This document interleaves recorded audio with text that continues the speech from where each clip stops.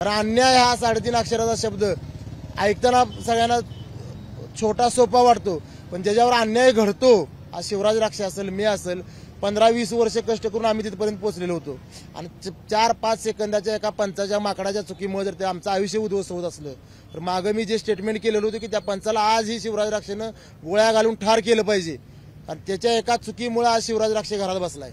वादग्रस्त ठरलेल्या महाराष्ट्र केसरीमधील अंतिम सामन्यानंतर डबल महाराष्ट्र केसरी चंद्रहार पाटील यांनी जी भूमिका घेतली त्या भूमिकेनं अख्ख्या महाराष्ट्रानं लक्ष वेधून घेतलं आणि ह्या भूमिकेपासून ते आज एकूण कुस्ती क्षेत्रामध्ये होत असलेल्या राजकारणाविषयी गेले काही दिवस चंद्रहार पाटील वेगवेगळ्या माध्यमातून आपली आक्रमक भूमिका मांडतात आणि या भूमिकेचा आता शेवट हा अगदी आमरण उपोषणापासून ते या ठिकाणी एक दिवसीय उपोषणापर्यंत आलाय। आज एक दिवसीय उपोषण डबल महाराष्ट्र केसरी चंद्रहार पाटील वेगवेगळे पैलवान हिंदी केसरी यांच्यासोबत सांगली जिल्हाधिकारी कार्यालयासमोर करतायत। आपण चंद्रहार पाटील यांच्यासोबत संवाद साधूया। एकतर तुमच्या मागण्या मागच्या 15 दिवसांमध्ये महाराष्ट्रभर पोहोचलेल्या आहेत, दोन्ही कुस्ती संघटनाकडे पोहोचलेल्या आहेत, सरकारकडे पोहोचलेल्या आहेत। उपोषणाचं हत्यार पैलवानांना घ्यावं लागतं महाराष्ट्रामध्ये, कुस्तीची पंढरी महाराष्ट्राला ओळखली जाते, त्या महाराष्ट्रामध्ये आज डबल महाराष्ट्र केसरी असो, हिंदी केसरी असो, पैलवान असो, आज उपोषणाची भूमिका त्यांना घ्यावी लागते। ही वेळ का आली मुळात? आज खरं तर आम्हाला उपोषण करायला लागतंय हे आमच्या कुस्ती क्षेत्राचं दुर्दैव आहे खरं तर, कारण दोन संघटनेच्या वादामध्ये जो पैलवान पिसला जातोय, खरं हे दुर्दैव आहे महाराष्ट्राचं। छत्रपती शिवरायांच्यापासून कुस्ती हा खेळ चालत आलेला आहे। आज भारताला पहिलं वैयक्तिक खेळ प्रकारामध्ये पहिलं ऑलिम्पिकमधलं मेडल पैलवान खासाबा जाधव यांनी मिळवून दिलं, म्हणजे अख्ख्या भारताचा इतिहास या कुस्तीशी जोडले गेलेला आहे आणि या कुस्तीला आज उपोषणाला बसायची पाळी आज महाराष्ट्रातल्या 2 संघटनेच्या वादामुळे आलेली आहे। एका वर्षात 4 महाराष्ट्र केसरी होत असताना खरं ही कुस्तीची हेळसांड होत नाही का? 4 वर्षात 4 महाराष्ट्र केसरी झाले पाहिजेत। शासनानं का शासन लक्ष देत नाही हा माझा प्रश्न आहे। आज शासन मला सुद्धा मी असेल किंवा माझ्यासारखे महाराष्ट्र केसरी हिंदी केसरी पैलवानांना शासन पेन्शन देते, शासन खर्च करते आमच्यावर, मग शासनानं लक्ष दिलं पाहिजे की नाही? शासनाचं ही जबाबदारी आहे की हे सर्व वाद मिटवून ही एक महाराष्ट्र केसरी झाली पाहिजे आणि खरं जर नाही मिटलं तर शासनानं ह्या त्यांची स्वतःची कमिटी बसवून त्यांच्या निगराणीखाली सर्व स्पर्धा महाराष्ट्रातल्या पार पडल्या पाहिजेत। महाराष्ट्र केसरी या पदाला एक वलय आहे, वजन आहे, हे वजन अबाधित राखण्याचं काम सरकारनं केलं पाहिजे, कारण आज एका वर्षात 2025 मध्ये 4 महाराष्ट्र केसरी तयार होणार आहेत। त्याचबरोबर युवा महाराष्ट्र केसरी, कुमार महाराष्ट्र केसरी, ग्रीको रोमनचा महाराष्ट्र केसरी, महिला महाराष्ट्र केसरी, म्हणजे महाराष्ट्र केसरी ह्या पदाची खरं यांनी खेळ लावलेला आहे। या पदाचा कुस्ती हा खेळ प्रकार आहे, पण ह्या पदाचा यांनी खेळ लावलेला आहे या संघटनेच्या वादामध्ये। त्यामुळं सरकारनं यात लवकरात लवकर लक्ष घालून ह्याच्यावर तोडगा काढावा आणि लवकरात लवकर मला 1 तारखेपर्यंत मी आज सरकारला मुदत देतोय, 1 तारखेपर्यंत यातला निर्णय जाहीर करावा, नाहीतर 1 तारखेनंतर मी मुख्यमंत्री आहे, दोन्ही उपमुख्यमंत्री पवार साहेब आणि आदरणीय उद्धव ठाकरे साहेब ह्या 5 प्रमुख नेत्यांना भेटून माझं निवेदन देणार। त्यातनं सुद्धा जर मार्ग निघाला नाही तर आज मी इथं माझ्या उपोषणाला माझी 2 मुलांना घेऊन बसलेलो आहे। खरं तर सर्वांचा विरोध होता, लहान मुलं आहेत, पण त्यांचा बाप असेल कुस्तीमुळे इथं आज आहे हे त्यांना पण जाणीव झाली पाहिजे, कुस्ती क्षेत्र काय आहे ह्याची सुद्धा त्या दोघांना जाणीव झाली पाहिजे, म्हणून माझ्या मुलांना मी इथं घेऊन बसलेलो आहे। येणाऱ्या काळामध्ये माझी जर निवेदनाचा जर विचार नाही केला, सर्व प्रमुख नेते मंडळींनी 1 ते 5 तारखेपर्यंत मी सर्वांना भेटणार आहे आणि 5 तारखेनंतर मंत्रालयापुढे महाराष्ट्रातले सर्व महाराष्ट्र केसरी, हिंद केसरी आणि त्यांच्या गदा घेऊन मंत्रालयापुढे आमरण उपोषणासाठी मी बसणार आहे। कुस्तीसाठी माझा जीव जरी गेला, कारण जे दिलंय हे कुस्तीने दिलंय मला, त्यामुळे कुस्तीसाठी जीव गेला तर त्यात मोठी गोष्ट होणार नाही माझ्यासारख्या एका पैलवानाची, म्हणून मी सर्व महाराष्ट्र केसरी हिंदी केसरीना बसून घेऊन मंत्रालयापुढे त्या गदा सर्व शासन जमा करणार आहे, कारण त्या गदेंची किंमत शासन ठेवत नाही असं माझं स्पष्ट मत आहे। महाराष्ट्र केसरी पदाला एक वलय होतं, वजन होतं, ते वजन पाक कमी करण्याचं काम या दोन्ही संघटनेने केलेलं आहे आणि त्यात शासन हस्तक्षेप करत नाही ही माझी खरं तक्रार आहे।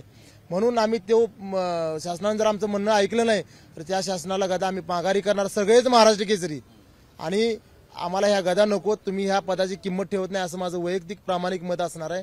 त्यामुळे शासनाने लवकरात लवकर हे तोडगा काढून काय तुझे निर्णय जाहीर करावा। या निमित्तानं जे 2009 सालचं तुमचं दुःख आहे, जे ट्रिपल महाराष्ट्र केसरी तुम्ही कुस्ती खेळला त्यामध्ये तुमच्यावर अन्याय झाला हे सातत्यानं तुम्ही मागच्या वर्षापासून सांगत होता, या निमित्तानं तुम्हाला ही कुठेतरी भावनिक जी तुमची बाबा आहे आतील जी गोष्ट आहे ती सांगायचा प्रयत्न महाराष्ट्रभर झाला? मी परवा महाराष्ट्र केसरी झाल्यानंतर मी हे दाखवलं सुद्धा महाराष्ट्राला. बरं मी कबूल करून घेतलं, नुसतं दाखवलेलं नाही की चंद्रहार पाटलावर अन्याय झाला हे काका पवारांनी कबूल केलं.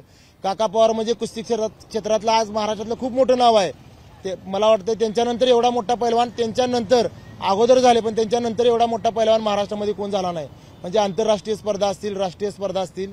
त्यामुळे काका पवारांनी स्वतः कबूल केले लाईव्ह कार्यक्रमामध्ये की चंद्रहार पाटलावर अन्याय झाला हे आम्ही कबूल करतो. आज कुस्तीगीर संघाचे कार्याध्यक्ष संदीप आप्पा भोंडवे असतील, ते अनेक वर्ष कुस्ती क्षेत्रामध्ये महाराष्ट्र केसरीच्या स्पर्धांमध्ये काम करतात. त्यांनी सुद्धा कबूल केलं की चंद्रहार पाटलावर अन्याय झाला.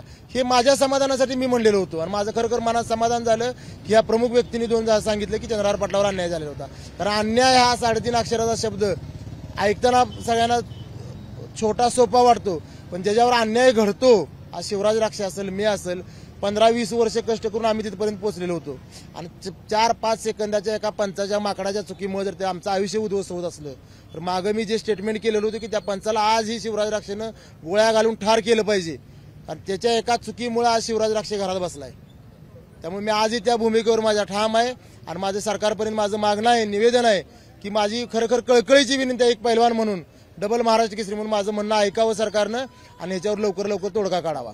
नेमका तोडगा कोण काढू शकतं? सरकार काढू शकतं का दोन्ही ज्या संघटना महाराष्ट्रामध्ये कुस्त्यांच्या आहेत यावरती? दोन्ही संघटनेनी खरोखर एकत्र येऊन बसून ही चर्चा केली पाहिजे. कालच्या पण लाईव्ह मध्ये कार्यक्रमामध्ये असं झालं.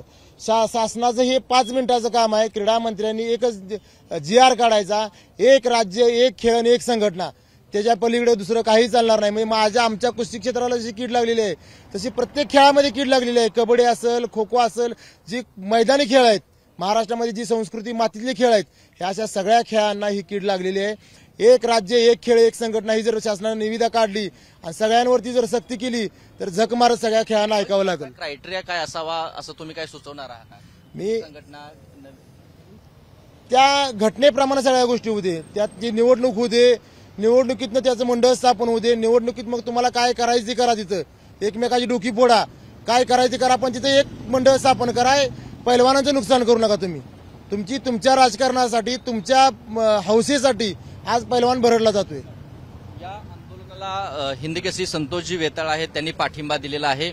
एकतर चित्र तुम्ही पाहिलेलं आहे, मागण्या पाहिलेल्या आहेत, कशा पद्धतीनं हे महाराष्ट्रभर आंदोलनाची व्याप्ती वाढवणार? मागण्या जर पैलवानाच्या मान्य नाही केल्या तर चंद्रहार पाटील यांच्या अध्यक्षतेखाली आम्ही सर्व मंत्रालयासमोर उपोषण करणार आहे.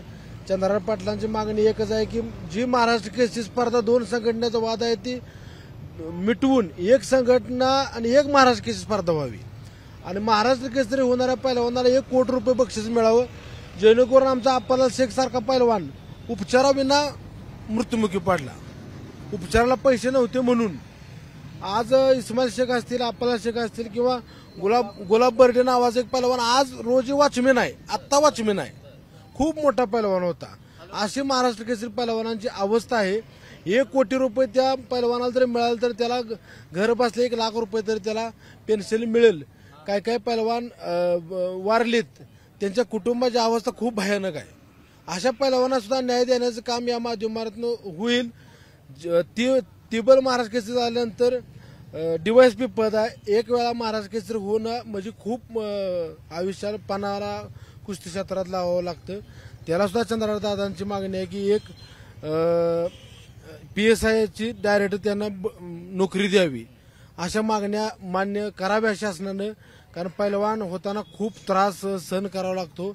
आम्ही स्वतः पैलवान आहे, त्यामुळे आम्हाला या सगळ्या गोष्टीचा अनुभव आहे. तर या सगळ्या मागण्या ज्या मागील 15-20 दिवसापासून डबल महाराष्ट्र केसरी चंद्रहार पाटील मांडतायत, त्याचं आता आंदोलनामध्ये त्यांनी परिवर्तन केलेलं आहे आणि आंदोलनाची जी भूमिका आहे ती आंदोलनाची भूमिका अगदी मंत्रालयापर्यंत जाऊन आम्ही आंदोलन करू अशा पद्धतीचे आहे. त्यामुळं महाराष्ट्रातील ही कुस्ती संघटना, कुस्ती क्षेत्राची परंपरा आणि त्या मधील चालू असलेल्या गैरप्रकाराविरोधात ज्यावेळी डबल महाराष्ट्र केसरीसारखी, हिंद केसरीसारखी पैलवान आंदोलनाला बसतात त्यावर महाराष्ट्र सरकार आणि राज्यातल्या कुस्ती संघटना काय निर्णय घेत आहेत, काय विचार करतायत, हे अख्खा महाराष्ट्र पुढच्या काही दिवसामध्ये पाहणार आहे. कॅमेरा पर्सन निलेश शेवाळ्यासोबत कुलदीप माने, ABP माझा, सांगली. ABP माझा, उघडा डोळे बघा नीट.